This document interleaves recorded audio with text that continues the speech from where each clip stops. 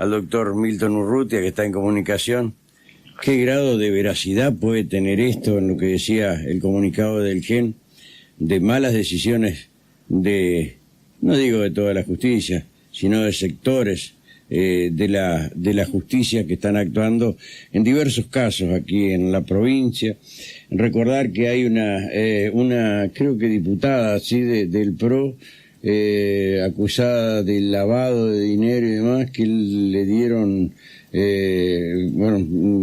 la sobreseyeron porque la había sido procesada y vos hablás de Aida Ayala, la diputada nacional. No la sobreseyeron. Le revocó la Cámara la prisión preventiva. La prisión preventiva. Que ya estaba confirmada, dicho sea de paso. Vos fíjate lo que pasa y cómo se entran a jugar los intereses políticos, que hay un gran titiritero detrás de esto. Milton, ¿cómo te va? Buenas tardes. Hola, buenas tardes, ¿Qué Rubén? tal? Acá estamos con Mariano Alejandro. Bueno, quería buscar a alguien que nada te tuviera que ver ni con el gobierno ni con la justicia, ¿sí? Y vi en vos tal vez la persona justa y adecuada para emitir algún tipo de juicio respecto a esto que decía el GEN, que es el partido que representa a Rubito Pagagliotto, ¿no? Bueno, mi candidato a intendente. Sí, estuve escuchando, no había leído ese comunicado y es correcto, lo que han dicho es como si estaría puesto en mi boca, ¿no? El avance de la política sobre la justicia y la degradación total a la que hemos llegado, porque dentro del Poder Judicial hoy se han socavado todos los principios, la buena fe está pero más que minada dentro del Poder Judicial, no existe buena fe, siempre se nos ha tratado de inculcar desde los colegas fiscales de la Procuración la buena fe, nos dicen el fair play, decía el señor procurador, buena fe y fair play de parte de la Procuración y de los fiscales cuando te dicen una cosa y después te presentan otra cosa en una audiencia, o a las espaldas de uno piden prisiones preventivas, pero bueno, la prisión preventiva en esta provincia, nosotros ya lo venimos diciendo, se transformó en una regla y no en una excepción. Hoy yo veo con mucho agrado la resolución del doctor Mayer y de la sala penal, lo veo con mucho agrado porque nosotros lo veníamos en soledad, lo veníamos pidiendo hace bastante tiempo en otras causas, y hablábamos del artículo 364 de la misma Constitución Provincial donde habla de la prisión preventiva y los lugares donde deben estar alojados, y no nos escuchaban. Entonces hoy sí yo saludo esta decisión de la sala penal y del juez Mayer, la saludo, la veo con agrado, de que hayan puesto un límite y un freno, ¿no? a este total desatino y esta arbitrariedad llevada a cabo por la Procuración con la anuencia de determinados jueces, porque hay que denunciar, ¿no?, las conductas y reprochar las conductas de determinados jueces que han sido fiscales en su momento, porque la Procuración colonizó, porque ha colonizado lo que es todo el fuero penal con sus fiscales que han ganado concursos, y sí, hay que ver, está perfecto, no los vamos a deslegitimar, pero esos fiscales que hoy son jueces ya están deslegitimados por haber pertenecido a la Procuración y por haber sido hijos directos del señor procurador. Y con esto, que al que le quepa el sayo que se lo ponga y que no se sientan agredidos ni agraviados, pero es como cuando te dicen, vos defendiste a un político corrupto, por eso vos no podés hablar, te lo dicen ellos mismos, o te dicen, vos estás defendiendo organizaciones criminales. Bueno, ustedes, que hoy son jueces, estuvieron al lado de un señor que perseguía a diestra y siniestra sin respetar los derechos y las garantías constitucionales de los ciudadanos. Entonces te cabe lo mismo. Yo defendí corruptos, vos estuviste al lado de una persona que perseguía sin medir los límites y las consecuencias violentando las garantías constitucionales. Estamos en la misma. Por eso te digo, son jueces deslegitimados, por más que hayan jurado por la Constitución, por más que hayan ganado un concurso, para mí son jueces que no tienen legitimidad moral para en su momento fallar, porque está teñido de sospecha el silogismo al cual ellos puedan arribar a la conclusión sapiensal de ellos está teñida de sospecha, porque pertenecieron a las huestes del procurador García, ¿no? Entonces, moralmente son inhábiles para fallar, y se lo digo con todo el respeto que me merecen, pero es así. Ellos piensan esos jueces piensan como fiscales, uno los ve a la hora de actuar en los juicios, piensan como fiscales, porque estuvieron durante 10 años algunos como fiscales suplentes, puestos a dedo, ingresaron a dedo en el Poder Judicial porque no ingresaron a través de un concurso directo. Después, a su vez, algunos no han revalidado su cargo como fiscal en un concurso, sino que directamente, mientras ejercían la fiscalía suplente, concursaron y bueno, ganaron un concurso para juez. Pero pertenecieron a las huestes del señor García, al ejército del señor García, es decir, están adoctrinados por García y piensan como piensa García, porque es así. Y uno que vive de la profesión y ha estado siempre en contacto con ellos, trabajando y caminando tribunales, los conoce sus gestos, conoce su manera de a la hora de que va a fallar, ya sabemos lo que va a fallar. Y siempre va a estar la sospecha, Rubén, siempre va a estar la sospecha de que, bueno, me tocó el juez tanto, sí, es de las huestes de García. Esto de la única forma que se va a solucionar, de la única forma que esto se puede solucionar es que en un momento dado, por la salud misma de la democracia y de la imparcialidad que tiene que imperar el Poder Judicial, el señor García o se jubile o el señor García rinda cuentas y dé un paso al costado, porque es la única forma. Hoy por hoy no hay confianza en el Poder Judicial, en lo que hace a lo que es el fuero penal, no hay confianza, y tenemos que esperar llegar a la sala penal y todas las trabas que nos ponen en el camino, porque tenemos miles de trabas en el camino. Tenemos la casación, no nos olvidemos que la casación está integrada por la esposa. Hoy se le puede dar ese rango, pese a que no están casados. Con el nuevo Código Civil hay un parentesco con la pareja del señor procurador, la doctora Badano. Entonces la casación y la amiga, que es la doctora Davite, no nos olvidemos, la doctora Davite de Acuña, que antes era Davite de Acuña, ahora es Davite, no habrá sacado Acuña porque a la hija la pusieron de fiscal a dedo también, que en cualquier momento me la van a poner de jueza. El tema es el siguiente: no podemos llegar a veces a la sala penal porque ellos te declaran inadmisible el recurso, te cierran la vía en la casación. Entonces, al cerrarte esa vía, al cerrarte esa puerta con esa llave que tienen ellas, al cerrártela, vos no podés ir a la sala, sino a través de un recurso de queja. Yo ahora, por ejemplo, estoy con un recurso de queja, entonces tenés que irte con un recurso de queja para poder acceder, porque ya te cierran la vía. Y es también lo que siempre se viene diciendo, ¿no? Por más que no haya recursos, de alguna forma hay que sacarlos de algún lado, hay que armar otra cámara de casación penal en la ciudad de Paraná, y con asiento en Paraná tiene que haber otra cámara, máxime si dicen que están sobrecargadas de trabajo, bueno, otra cámara de casación penal. Es de la única forma. La justicia ha sido colonizada, y uno que lo ve de afuera, lo ve colonizado por determinados abogados y por determinada parte del poder político, y hoy yo lo veo de afuera como una guerra esto, ¿no? Que se está dando dentro del mismo Poder Judicial. Es lamentable la politización que se hizo en estos últimos años de nuestro querido Poder Judicial. Perdón, pero esto, a confesión de parte, relevo de prueba, lo dijo la señora de la Oficina Anticorrupción, que la justicia está politizada.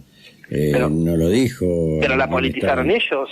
Por eso, con el acceso a los cargos que hicieron en la procuración a diestra y siniestra, designando a dedo. Ellos armaron todo este desastre que han armado dentro del Poder Judicial.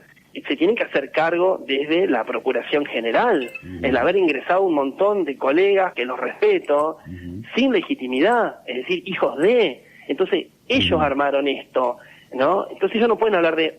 Yo a veces leo ahí en las páginas de noche, hablan de organizaciones criminales,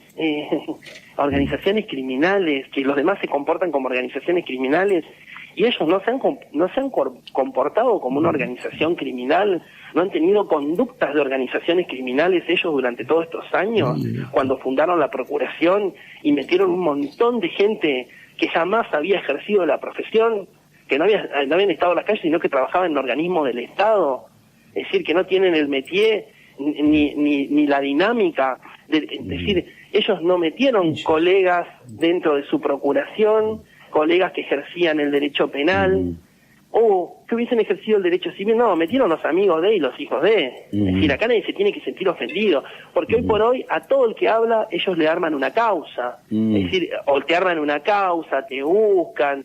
O te mandan a apretar con abogados conocidos. Pero por no supuesto, en mi caso, no. Pero conozco algunos. Sí. Pero, a ver, o te hacen advertencias.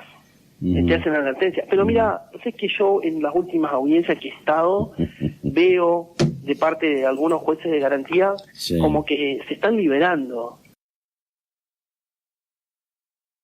Me gusta porque de garantía, no, yo voy a garantizar los derechos del imputado, yo voy a ir a la Cámara Jefe. Es decir, yo estoy a punto de pararme y aplaudirlo al juez. Entonces, la primera vez que un juez se impone y dice, a la Cámara Gesell yo voy a asistir para garantizar los derechos del imputado, y así debe ser. Cierto. Los jueces de garantía tienen que libertarse, tienen que ir a las audiencias de Cámara Gesell, tienen que garantizar. Ahora, Milton, una pregunta, si la querés contestar, la contestás, y si no, no repregunto lo mismo. Pero yo tengo entendido que vos tenías muy buena relación en la Fiscalía con el Procurador General. ¿Qué pasó?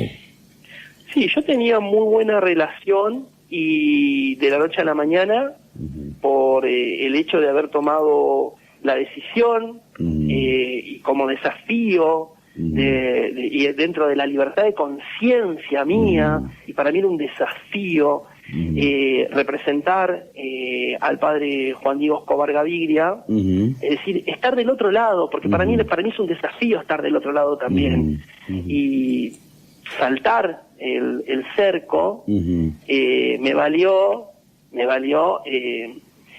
la desacreditación pública. ¿Fue eso nada más o fue alguna otra cosa? No, y fueron persecuciones desde el punto de vista, es decir, yo hoy al señor García le inician un jury, ¿no? Yo tengo sentimientos encontrados porque yo estuve cerca de él, y a su vez yo también lo padecía a él.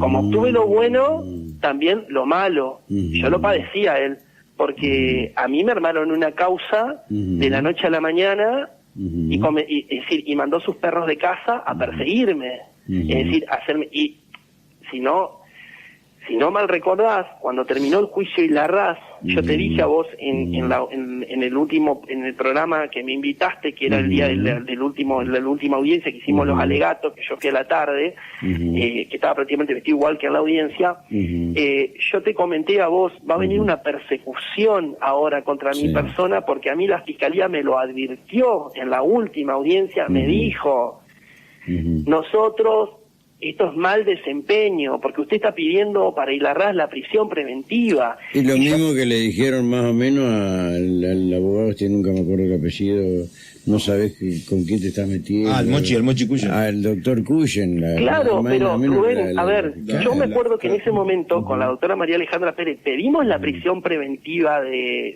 Ilarraz, siguiendo la doctrina nacional, es decir, no me podés amedrentar y avasallar diciéndome, y encima está grabado el video cuando me dice la Fiscalía, queremos que lo repita él, queremos que él hable. Y entonces la doctora María Alejandra Pérez hablaba ella y decía, no, pero queremos que el doctor Urrutia sea el que diga si él va a ratificar o no de la prisión preventiva en los términos que la está pidiendo para Ilarraz. Porque si no mal recuerdan, el único de la querella, con la doctora Pérez, que pedimos la prisión preventiva morigerada a través de los medios tecnológicos para el padre Justo José Larraz, fue esta querella, pero siguiendo la doctrina nacional. Es decir, a nosotros no es que quisimos ir en contra de la persona que nosotros representábamos y de las demás víctimas. Nosotros seguimos una corriente, y nosotros tenemos libertad como profesionales para seguir una corriente o la otra corriente. No es porque a mí me convenga que Larraz esté en la unidad penal, bueno, entonces voy a estar, porque yo tengo colegas que hoy saludo a esos colegas que están en la querella, que estuvieron en la querella de Larraz, que a Larraz los mataron y pidieron la prisión preventiva en la UP hasta que la sentencia quede firme. Y hoy yo los veo del otro lado representando en la causa de los contratos, representando y pidiendo prisiones preventivas morigeradas. Bueno, saludo que cambiaste la posición en cuanto a prisión preventiva, pero ahora mantenela siempre. Ahora esa postura que vos a mí te plegaste para querer hacerme una causa con la Fiscalía, porque yo la pedí en soledad con la doctora Pérez, te plegaste y te burlaste y nos quisieron hacer una causa en ese momento. Bueno, ahora ustedes que están del otro lado de la vereda, sostengan esta postura y no estén al lado de la Fiscalía cuando la Fiscalía quiere reventar a una persona, no mandando a la unidad penal, porque nosotros en su momento siempre lo manifestamos, la unidad penal no estaba preparada para llevar personas que no tienen una sentencia firme. La sentencia firme va a quedar con la Corte Suprema, entonces el estado de inocencia se mantiene incólume hasta que la Corte Suprema resuelva. Entonces vos tenés que darle una prisión morigerada máxime, que mostró conducta procesal, es decir, por ejemplo, lo que pasó ahora, y me meto en algo que no es mío, que otros colegas se quieren enojar, que se enojen, lo que pasó con el tema de los contratos, una aberración haberlos mandado a prisión preventiva, es decir, ¿por qué no le dan una prisión morigerada desde el principio? Que era lo que hubiese correspondido desde el principio. ¿Qué esto de mandarlo a la unidad penal? ¿Qué? ¿Un escarnio? ¿Es una venganza política? Y que los jueces se dejen, entre comillas, como porque,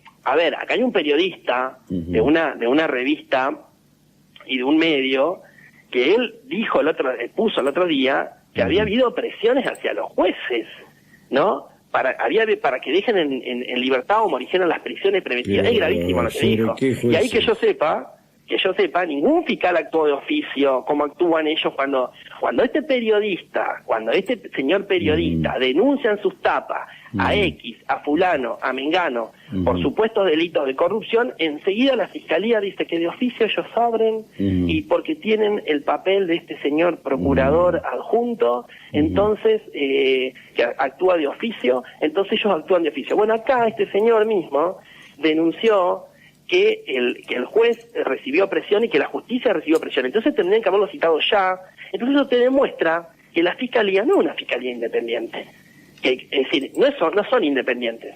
Ellos van al compás que les marca determinada tendencia política o determinada, o la revista esta. Es gravísimo. Ellos actúan como una organización. Ahí vos te da la pauta como una organización. Que yo sepa, este medio de comunicación, este reducto que yo le llamo, no ha sacado nada en su página hasta la fecha del jury del señor procurador. Que yo anoche miré, porque yo miro La Voz Digital, miro Entre Ríos Ahora, y no sacó nada. Yo no hago... a ver, disculpame que yo te hablo, pero, a ver, estamos hablando de la independencia del Poder Judicial, y en esta casa de la independencia de lo que tendría que ser una procuración que respete las garantías y los derechos individuales de todas las personas. No las respeta. Es decir, ellos acusan a quien quieren, por ejemplo, la causa Micaela, no acusaron, ellos tienen la obligación de acusar, tienen la obligación, ¿cómo que no van a acusar? Al juez Rossi, pero por lo menos, por respeto y decoro a los deudos, acusar, aunque después vos al momento al alegato digas, el alegato final, que bueno, hubiesen merituado yo la prueba y hubiesen pedido que al señor Rossi, al juez Rossi, se lo absuelva en pero acusar desde el principio de tu obligación, para eso los ciudadanos, porque hay algo que olvidan, Rubén, ellos, los fiscales, hay algo que se olvidan, ellos representan a los ciudadanos, ellos representan al pueblo, por eso tienen que acusar, y el pueblo estaba pidiendo en esas marchas, que en paz descanse esta joven, estaban pidiendo a gritos ¿no? Y clamaban por justicia. Entonces ellos tenían la obligación de acusarlo al juez Rossi, y no lo hicieron, no omitieron. Por eso estamos hablando de una procuración que, es decir, acusa cuando quiere, cuando no quiere no acusa, persigue y arma y ve delitos donde no existen.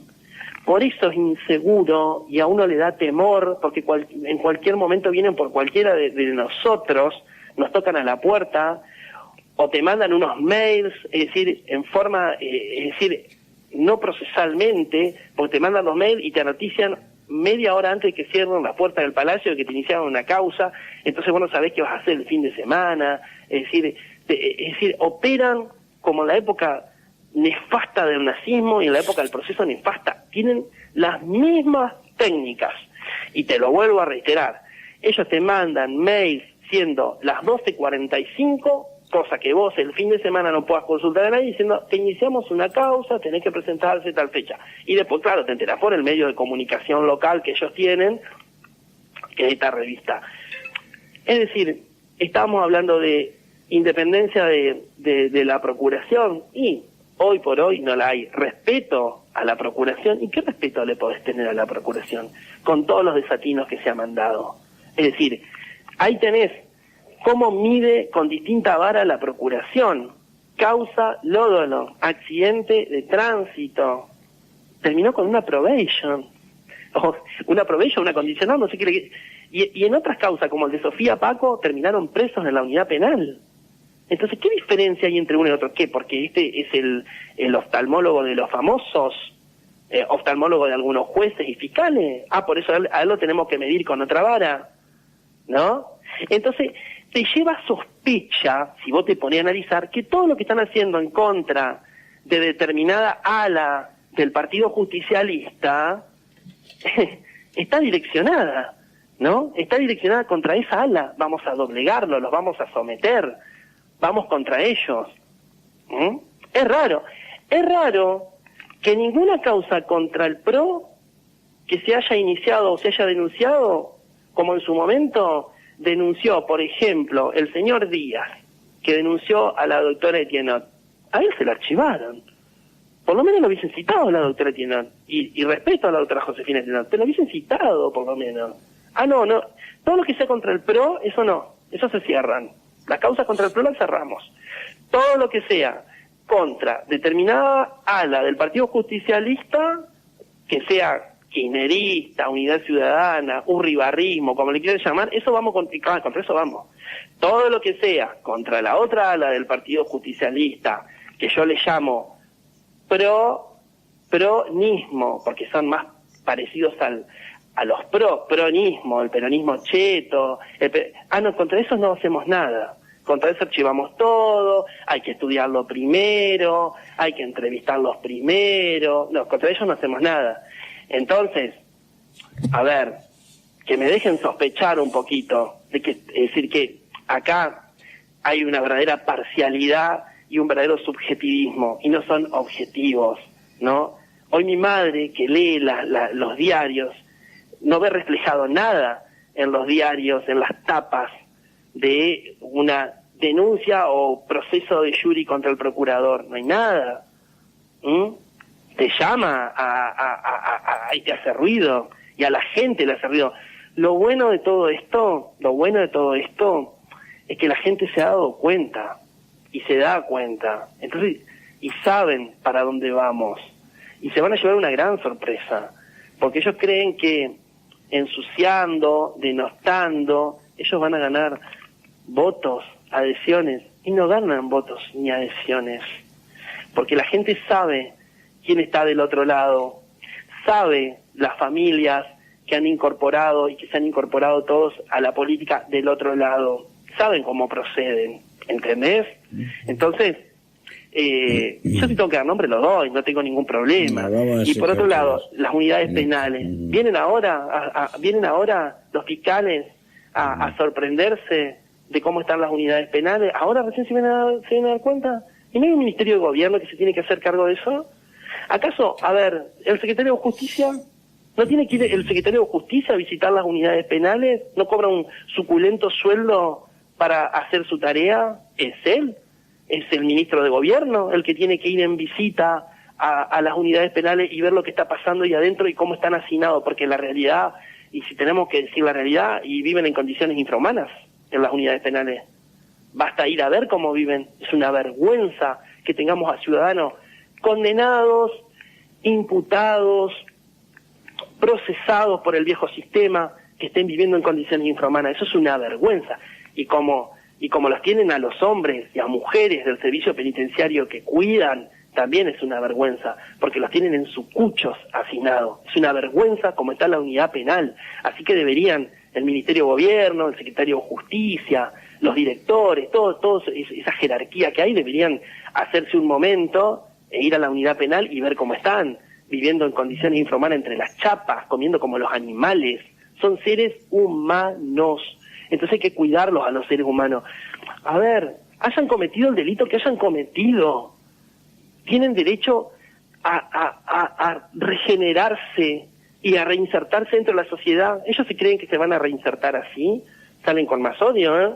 Es decir, salen con más odio y con sed de venganza. Hay que brindarles amor y hay que brindarles protección. Y esto no es que yo estoy del lado de las personas que han cometido delitos y crímenes aberrantes. Yo estoy al lado de la misericordia. Hay que tener misericordia. Porque, a ver, Rubén, la Biblia del Calefón y todo esto es un cambalache. Esta gente que están en los ministerios de gobierno, en las secretarías, que son abogados y todo, son los que después están sacando acá el turno para estar en la Plaza Romana, en la Plaza Vaticana, están sacando el turno acá, van a hacer el fax para después sacarse la foto en la audiencia pública con el Papa Francisco. Y entonces que lo sigan al Papa Francisco, que el Papa Francisco pide por los encarcelados y pide que vivan en condiciones humanas dignas, y es el Papa Francisco que los va a ver y va a almorzar con ellos. Entonces esto es un cambalache, es toda una cosa realmente de loco, pero acá el único responsable de lo que está pasando en las unidades penales es el ministro de Gobierno, y lo que está pasando en la justicia es el ministro de Justicia. Le guste o no le guste, porque viven en condiciones infrahumanas, y el servicio penitenciario, los hombres y mujeres hacen lo que pueden, Es decir, ¿qué quieren que hagan ellos? Si no tienen buenas camas, no tienen buenos colchones, los baños son un asco, se inundan, no tienen buenos pabellones. A ver, deberían tener ventiladores, deberían tener aires acondicionados. No es decir, no estamos pidiendo nada suntuario. Antes tener teléfono era un lujo, hoy es una necesidad. Hoy en Entre Ríos y en el país tener aire acondicionado es una necesidad, no es un lujo, porque el clima cambió. No es el mismo clima de subtropical que teníamos con estación seca hace 20 años atrás que subtropical con estación húmeda que tenemos ahora, y por eso tenemos el clima que tenemos hoy.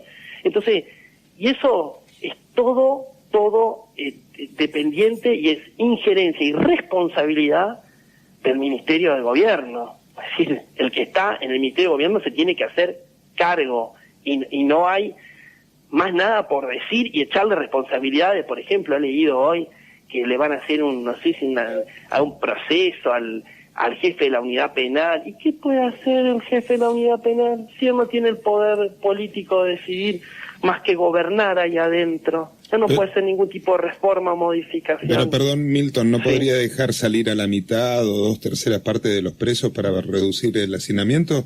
Y a ver, dejarlos escapar, digo, no liberarlos porque no es agente de justicia. Yo creo que hay que rever todas las prisiones preventivas que están dictadas a diestra y siniestra, a 90, 60, hay que reverlas a todos con arresto domiciliario, todos usando la tecnología que se dice que se compró y que se invirtieron millones en la tecnología de las pulseras. Hay que evaluar cada caso. Pero hay mucha gente que está procesada por el viejo sistema, o que en este caso están con la prisión preventiva, por ejemplo, por violencia de género. Y bueno, pulsera electrónica, tobillera electrónica, es muy simple esto. Esto se puede solucionar así. Milton. Hay una superpoblación carcelaria porque se han puesto a dictar como regla la prisión preventiva, y la prisión preventiva es una excepción, no es una regla, y acá la transformaron en regla en la provincia de Entre Ríos. La ministra de Gobierno, en una entrevista con Fernando Huck para El Observador del Litoral en noviembre de este año, le planteaban el tema de la superpoblación en cárceles y apuntaba que además de los planes de obra, decía textualmente: nuestros jueces y fiscales colaboran con la implementación de los dispositivos electrónicos para aquellos internos que tienen la posibilidad de salir y cumplir prisión domiciliaria, porque no ofrecen peligro para la comunidad, uno de los puntos, o porque están próximos a obtener la libertad condicional. Esto estaba hablando hasta de los internos que tienen condena. Ajá, que cumplen, dice ella. Que cumplen condena. Ajá. Para evitar la superpoblación planteaba la prisión domiciliaria con... Claro, ella dice como que nuestros jueces y nuestros fiscales cumplen con los dispositivos electrónicos y que, es decir, y que morigeran las penas. Eso quiere decir que ella. Ayudan a descomprimir la superpoblación carcelaria en el mientras tanto se pueda construir más. Bueno, pero la señora ministra me está afirmando a mí que se está cumpliendo con eso. Eso me quiere decir vos. Eso dice. Con todo respeto, desde el más absoluto desconocimiento lo dice. Con todo respeto se lo digo. Porque la pulsera electrónica y la tobillera se la dieron a Ilarrán nada más. Y porque la pedí yo, en oposición a los otros. Es decir, ¿y a quién más se la dieron? ¿A 2 o 3? Pero después, ¿dónde están todas las otras tobilleras y todas las pulseras electrónicas? ¿Dónde están? Porque se dice que compraron cientos y cientos y cientos. ¿Dónde están? Sí. ¿Se sabe el número, Milton, de tobillera que se compraron? No, sé que invirtieron. Porque algunos hablaban de que eran 2 o 3, ¿no? Sí, a lo mejor por eso el problema, que no hay para todos. Es que no debe haber. Yo no sé, en su momento hicieron un acto que habían comprado, también, justo con el caso de Micaela, habían comprado, no sé si habían invertido 10 millones de pesos, creo que más, no sé cuánto habían invertido en tecnología. Bueno, si las compraron, ¿dónde están? Es como cuando dicen que, a ver, yo tengo conocimiento porque camino y hablo con la gente y tengo muchos clientes, muchos. Es como cuando dicen que los policías tienen chalecos antibalas, súper. ¿Cuáles son los chalecos anti que compraron? ¿Cuándo compraron? ¿Dónde? Y esto por la vida de nuestros agentes, de esos jóvenes, ¿no? Que dan la vida muchas veces por los ciudadanos. Entonces que no vengan a decir que compraron tobilleras y pulseras, porque si tendrían esos medios tecnológicos, las unidades penales no estarían superpobladas como están. No los tienen y no cumplen. Acá el fiscal pide 90 días y el señor juez, que fue fiscal, dice 90 días. O, por ejemplo, piden 90 días y el señor juez, que ponele, no ha sido fiscal, dice 90. Van a la apelación y justo la jueza que de apelación ha sido fiscal durante casi 20 años, dice sí, 90. Y vos ves que son delitos, a ver, que se pueden morigerar con un arresto domiciliario, con una caución, con un medio tecnológico de estos, ¿entendés? Pero, es decir, no están cumpliendo con la normativa internacional, porque ellos no cumplen con nada. Y yo creo que esto acá tiene un cariz, ¿no? Político, porque al dictar prisiones preventivas estamos metiendo miedo a futuros políticos a los que queremos llevar también a la unidad penal. Milton, acá se ha mezclado todo, acá la política se tomó cierta ala de la política, se tomó el Poder Judicial, y es así, Milton, cierta ala de la política se lo tomó. Amistades entre ministros con procuradores, con fiscales, parientes fiscales, jueces. Es decir, todo esto hace mal a la salud de la justicia, hoy descreída. Milton. Porque hoy nuestra sociedad descree la justicia entrerriana. Milton. Yo, si no mal recuerdo, una vez dijo el procurador, y también dicen sus fiscales, ¿no? Siempre dicen, no tengan miedo, dicen a las audiencias, ¿no? No tengan miedo, hay que someterse a nuestra justicia, porque si esta no es la mejor justicia del país, está entre las 2 primeras. Bueno, yo les digo a ellos, y también al señor procurador, que ahora que le golpearon la puerta, que la procesión pasó por su casa, que no tengan miedo, que se le van a garantizar todos los derechos, como él nos decía a nosotros las audiencias. No tengan miedo, que acá se les van a garantizar todos los derechos y todas las garantías, le decían a Larraz. Bueno, no hay que tener miedo, hay que someterse. Yo, a ver, me acusan de mal desempeño, y bueno, me someto, a ver, digan quién, que esto de tratar de escudarse, de no, hay que someterse si según ellos, y según la misma ministra, que la he tenido en audiencias conmigo, ella dijo en una audiencia que yo me le reí en la cara a la ministra, que esta era si no era la mejor, estaba entre las dos primeras la justicia. Bueno, vayan, sométanse a la justicia, a ver, si no le tienen miedo ustedes a sus señores jueces y fiscales, sométanse, si son tan probos, como dicen que son tan probos y tan honestos todos. Porque, a ver, que no me vengan a hablar a mí de honestidad moral, intelectual. Yo los respeto a todos, pero que no me hablen de honestidad moral e intelectual, porque cada uno sabe cómo llegó al Poder Judicial, cómo ingresó al Poder Judicial, no rindiendo concurso. Después que han estado 5, 6, 7, 8, 10 años han rendido concurso, ¿no? Pero como les dije hoy al comienzo, ya vienen deslegitimados por haber estado bajo el ala del procurador. Es como la doctora Badano, es decir, por ahí es una mujer de una talla intelectual descollante, pero el hecho de ser la pareja ya la deslegitima. Ningún colega de la provincia de Entre Ríos que la ha recusado a ella tiene animosidad personal contra ella, sino que tenemos nuestras dudas y nuestras sospechas que nos genera el hecho de que son pareja. Eso ya la deslegitima. Y es decir, el doctor Virué en su momento, cuando se opone o no se opone, le hace las preguntas que corresponden y que le hace las preguntas dentro del marco de la ley. Se ofenden y lo sacan de su lugar, de su secretario de justicia, un gran secretario, porque a mí me recibió en un momento de un joven que había sido detenido, ¿no? Y me recibió, era una persona que recibía a todo el mundo. Pero bueno, es lo que tenemos hoy, lo que ha dicho el GEN, ni que fueran palabras mías, es correcto, es correctísimo. Ojalá Dios quiera que se pueda hacer algo. Ojalá que no se deje y no se permita que se siga este avance despiadado que se ha hecho, porque no estamos seguros. Sin hombres probos y sin mujeres probas no estamos seguros, y que apliquen la ley, tienen que aplicar la ley, tienen que morigerar las prisiones preventivas.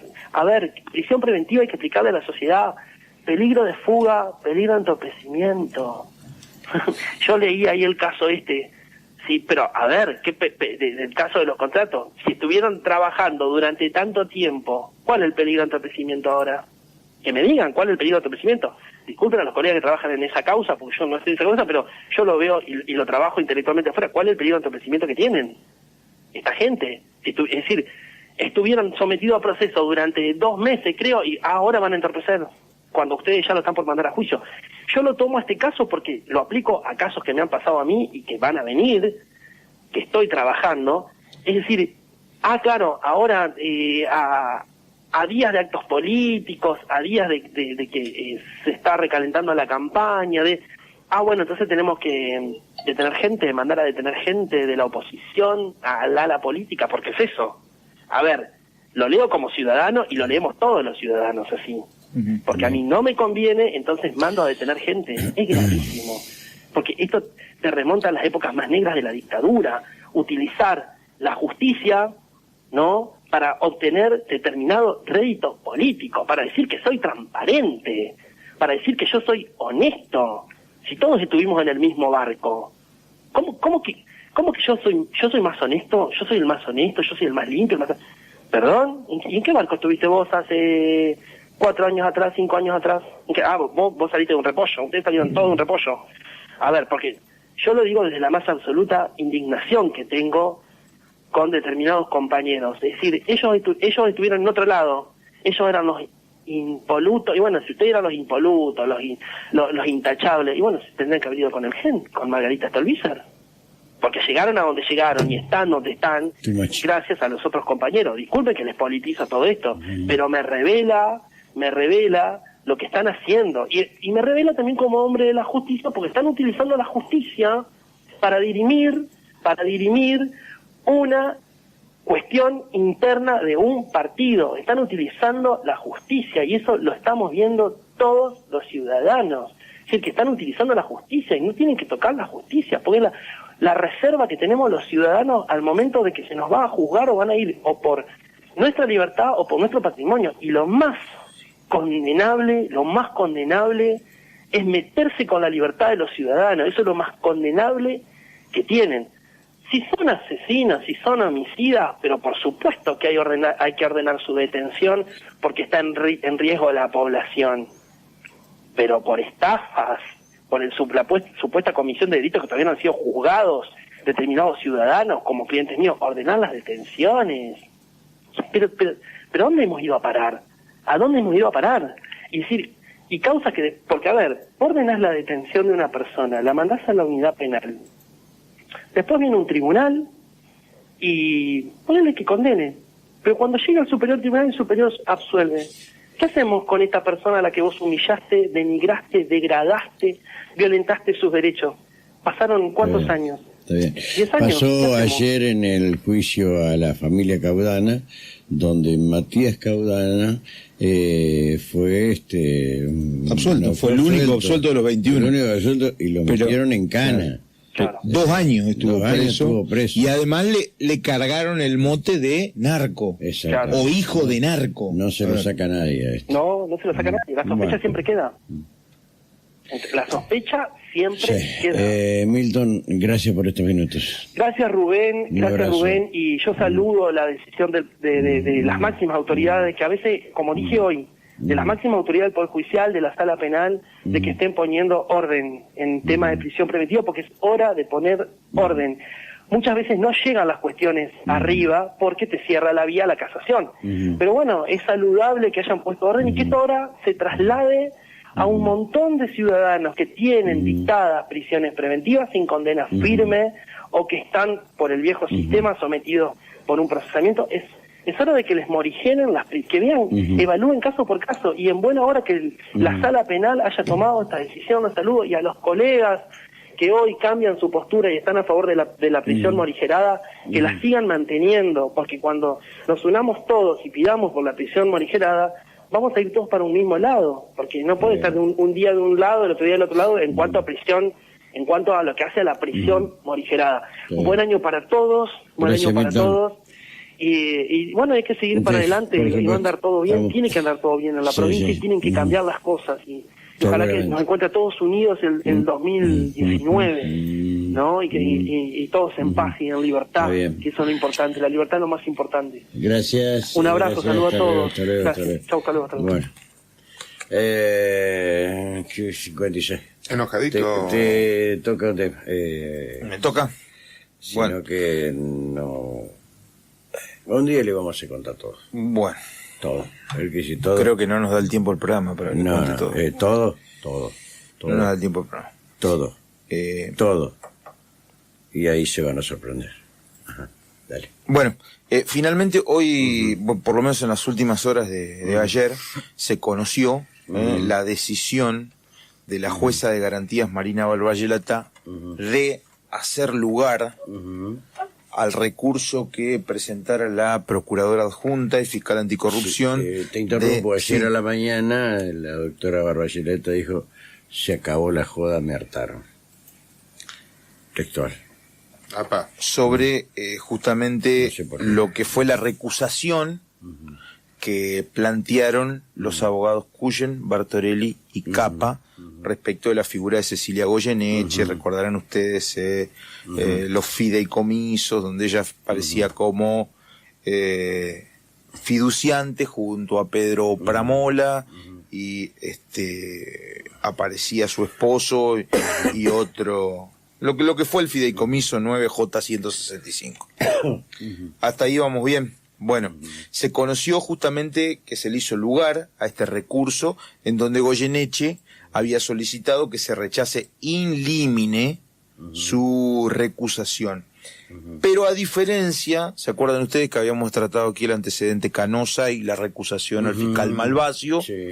A diferencia de lo que fue en aquel entonces la resolución de otra jueza de garantía, la jueza Paola Firpo, que también había rechazado la recusación de Malvasio, pero que había declarado inaplicable el artículo 35 de la ley 10.407. Esta vez la doctora Marina Barballelata no solamente que rechazó la recusación de la fiscal, de la procuradora adjunta y fiscal anticorrupción, sino que entendió que la recusación hacia la figura de Cecilia Goyeneche se debe canalizar a través de lo que prevé justamente el artículo 35 de la ley orgánica del Ministerio Público de la provincia de Entre Ríos, la ley 10.407, o sea, que recusarla ante el procurador general, que dice en su segundo párrafo: el apartamiento será resuelto por el fiscal general de coordinación o el procurador general según el caso. Tanto Cuyen como Bartorelli Capa están justamente estudiando esto, no han resuelto aún si van a apelar. Eso es una resolución que tomarán seguramente durante la feria. Recordar que ya entramos en periodo de feria. Hay 3 días para que esto suceda, así que seguramente durante la feria van a estudiar esta cuestión y posteriormente en el mes de febrero verán si presentan o no la apelación. Algunos comentan que justamente lo que van a hacer es presentar como lo ha dicho o ha resuelto la jueza de garantías Barballelata, que la recusación de Goyeneche sea ante el procurador general Jorge Amílcar Luciano García. Van a seguir los pasos y después irán a apelar la decisión del doctor García, irán a otra instancia, la llevarán, pero lo cierto es que los contratos está toda la documentación. Sí. Si corresponde o no corresponde la recusación, la justicia lo decide. Sí. No, y aparte ya hemos tenido antecedentes de 2 juezas de garantía, en este caso Paola Firpo con el caso de Canosa y Malvasio, y ahora Marina Barballelata con el caso de todos los imputados en la causa contratos contra la fiscal Goyeneche. Sí, que todavía está el doctor García. Claro, que lo han recusado, ¿no? Y García, a ver... Tiene 5 días para 5 días, pero ya entramos en feria, así que seguramente podrá responder. Por eso Castellón decía acá en marzo. Claro. Y el mismo caso es más o menos lo mismo. Más o menos. Es más o menos como el tema que nosotros planteamos respecto de la ley de municipios y si se extiende el periodo de recuperación del intendente, ¿quién debería hacerse cargo del departamento ejecutivo? Digo, todavía estos días son días inhábiles. Los días hábiles recién empiezan a correr el miércoles de la semana que viene. Así es. ¿Algo más para quitar, poner, agregar? Mañana? ¿Tenía algo más? A ver. Sí, me quedé con esto, que es una cuestión recurrente de acusar, de acusaciones a abogados, a cuestiones de porque vos defendés a corruptos y qué sé yo, y yo me pregunto... Y hay que defienden narcotraficantes. En algún momento, ¿te acordás? Los abogados sacapresos. Se llamaba en algún momento. Sí. Hace mucho tiempo decían, vos, sacapreso, ¿te acordás? Sí. Bueno, ahora parece que... Ya como que hay otro nivel. Fue la misma época del que se vayan todos. Más o menos por ahí andaba. Ahora ya aparecieron los otros. Una manera de entender el mundo de quien hace la acusación, que cree que ese tipo de cuestiones está mal. Ahora, yo me pregunto, ¿es cuestionable cuando lo hace un particular, un abogado particular? Ahora, cuando un funcionario presupone que hay determinadas acusaciones frente a las cuales no es lícito o no es deseable que alguien se dedique a una defensa profesional, yo me pregunto si no estamos entrando en un lugar muy complicado para la legalidad. Y lo otro que me quedé pensando es el detalle ¿no? Por ahí orgánicamente corresponda que sea García quien defina, pero García es quien de alguna manera designa a la fiscal Goyeneche. Él controla Entonces, y no es controlado por nadie. Ahí está el error. Se supone que la fiscal Goyeneche también de alguna manera conversa algunas cuestiones y se pone de acuerdo con García en algunas cuestiones. De hecho, la procuradora adjunta es la segunda de García. De alguna manera, parte de los cuestionamientos que hay acerca del tema de haberse quedado con una institución que es de la democracia, que está encomendada por las instituciones para resguardar la defensa de la población frente a los poderosos, ya sea del poder político o del poder económico, como es un representante del Ministerio Público Fiscal, usa todo eso para hacer sus acciones políticas. ¿Y a través de quién? De alguna manera también a través de la fiscal Goyeneche. Entonces, es decir, que le pregunten a García si corresponde o no apartarla, a mí me parece que está marcando una cuestión que los legisladores van a tener que rever muy bien. Así es. Ya deberían hacerlo. No sé si me entendés. Esto lo hubieran tenido que hacer hace un año y pico atrás. Sí. Sí, pero bueno. Alguien impidió esto y no se avanzó. Pero tendrían que haberlo hecho. Pero aparte, el Código Procesal fue tan manoseado. Lo que pasa es que acá hay una degradación que viene de arriba hacia abajo. Se ven muy malos ejemplos y a mí me parece que en la provincia de Entre Ríos, por lo menos en estos casos, a mí, digamos, yo no soy, como dice Lucas Carrasco, yo no sé nada de leyes, pero cuando a mí me dicen que hay personas que son llamadas para reuniones informativas, no se le avisa a la defensa, no queda registro de cómo fue la conversación, si dentro del despacho judicial lo apretaron o le ofrecieron un beneficio o qué, y después eso que el abogado defensor no tiene derecho a supervisar, que solamente queda sentado la parte que le conviene a la acusación y termina siendo esgrimido como prueba. Yo digo, muchacho, tenemos que confiar en una impecabilidad moral de los fiscales. ¿Y a título de qué? De todas maneras, aquí no hay que solamente mirar a la justicia,